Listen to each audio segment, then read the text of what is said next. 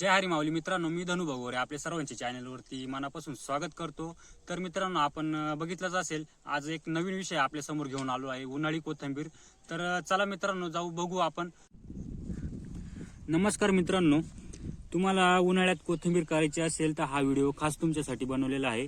कारण मित्रांनो, ह्या व्हिडिओमध्ये बियाण्याची निवड कोणती करायची, उन्हाळी कोथिंबीरीला बियाण्याची बीज प्रक्रिया करावी की नाही करावी, त्याचे फायदे काय असतात, तर तसेच बियाणे पेरणी करताना खते कोणती टाकावीत, उन्हाळ्यात अडचणी काय काय येतात त्यावरती उपाय, आणि फवारणी कोणती घ्यावीत, आणि मुळात म्हणजे पाण्याचे व्यवस्थापन कसे करावेत, या सर्व मुद्द्यांवरती चर्चावर मार्गदर्शन केलेले आहे. तर मित्रांनो, व्हिडिओला शेवटपर्यंत नक्की बघा, जेणेकरून आपल्याला पूर्ण माहिती मिळेल. तर मित्रांनो, उन्हाळ्यात कोथिंबीर पीक घेत असताना काही गोष्टींची काळजी घ्यावी लागते. कारण का उन्हाळ्यात जमिनीचे तापमान जास्त असते. शेतकरी बंधूंना आपल्याला ज्या शेतात कोथिंबीर पीक घ्यायचे आहे ना, त्या जमिनीची पूर्वमशागत करून शेत चांगले भिजून घ्यायचे, म्हणजे ओले करून घ्यायचे, आणि शेतीची जी वापसा कंडिशन आल्यानंतर रोटर मारून घ्यायचा व त्यानंतर पेरणी करायला ते शेत योग्य होतं. तर मित्रांनो, पण पेरणी करण्याच्या अगोदर आपल्याला एक काळजी घ्यायची आहे. मित्रांनो, जे आपण बियाणं पेरतो ना, ते 1 ते 2 इंच इतकेच खोल गेले पाहिजे, याची काळजी घ्यायची. तर शेतकरी बंधूंनो, आता बियाणं कोणते निवडायचे याच्यावरती बोलू. तर मित्रांनो, गावरान कास्ती हे बियाणे आपण वापरू शकता. कारण की बियाण्याची उगवण क्षमता पण चांगली आहे आणि मार्केटला सर्वत्र रेट पण चांगला मिळतो त्याच्यासाठी.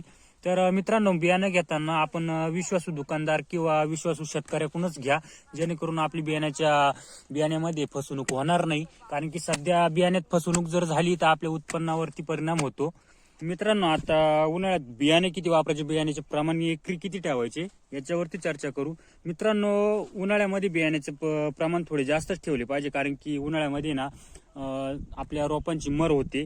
तर मित्रांनो, उन्हाळ्यासाठी ना 35 ते 40 किलो बियाणे सफिशियंट आहे एकरी, जर आपण गावरान कास्त हे बियाणे वापरणार असाल तर.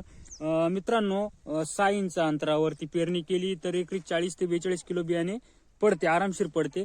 उन्हाळ्यात मर होते, त्यामुळे बियाणे थोडेसे जास्तच पाहिजे, म्हणजे ह्या दृष्टीने हे बियाण्याचं आपल्याला प्रमाण सांगितलेलं आहे. मित्रांनो, आता बीज प्रक्रियेबद्दल बोलू.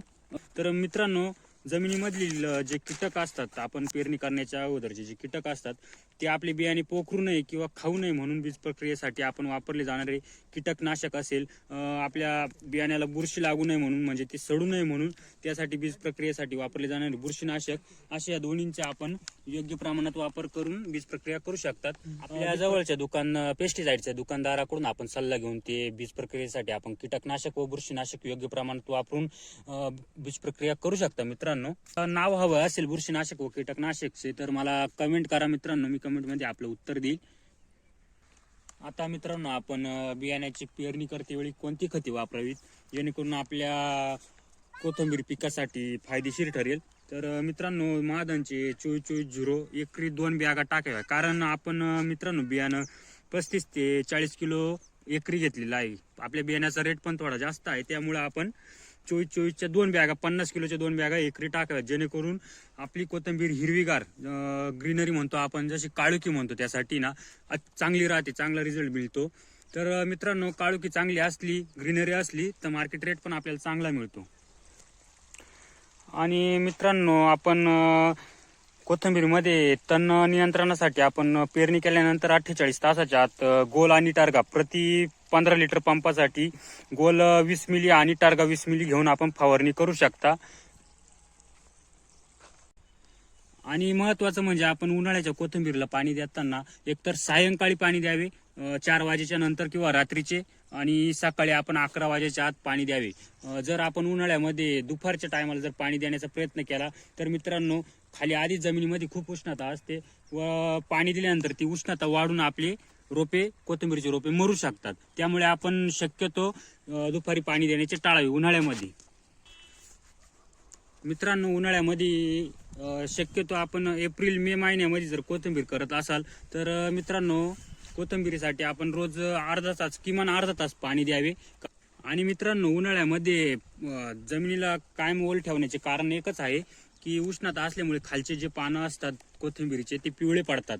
तर ते पिवळे पडत नाही कंटिन्युअसली ओलावा असला तर त्यासाठी आपण रोज अर्धा तास किमान पाणी द्यायची गरज असते. मित्रांनो, आपण आता फवारणी व्यवस्थापनाबद्दल बोलूया. मित्रांनो, आपली कोथिंबीर साधारणतः 10 ते 15 दिवसाची झाल्यानंतर आपण 19 व त्यामध्ये एखादं सीवीड घेऊ शकता. आणि मित्रांनो, त्यानंतर अजून म्हणजे सरासरी कोथिंबीर 20 दिवसाची झाल्यानंतर आपण कॅब्री टॉप घेऊ शकता. कॅब्री टॉप प्रति पंपासाठी 15 लिटर पंपासाठी आपण 25 ते 30 ग्रॅम घेऊ शकता. त्यात आपण सूक्ष्म अन्नद्रव्य घेऊ शकता, म्हणजे मायक्रोटन घेऊ शकता. तर त्याने आपल्या कोथिंबीर पिकाला काळोखी येते, म्हणजे जेणेकरून ग्रीनरी येते, मार्केटला आपल्याला चांगला रेट मिळतो. तर मित्रांनो, माहिती कशी वाटली, व्हिडिओ कसा वाटला? जर व्हिडिओ आवडला असेल तर लाईक करा, शेअर करा, कमेंट करा. आपण कमेंटमध्ये आम्हाला सुचवू शकता अजून पुढे काय बनवायचं, कोणत्या पिकाबद्दल आपल्याला माहिती हवी आहे, अजून काय काय माहिती हवी आपण कमेंट करू शकता. धन्यवाद.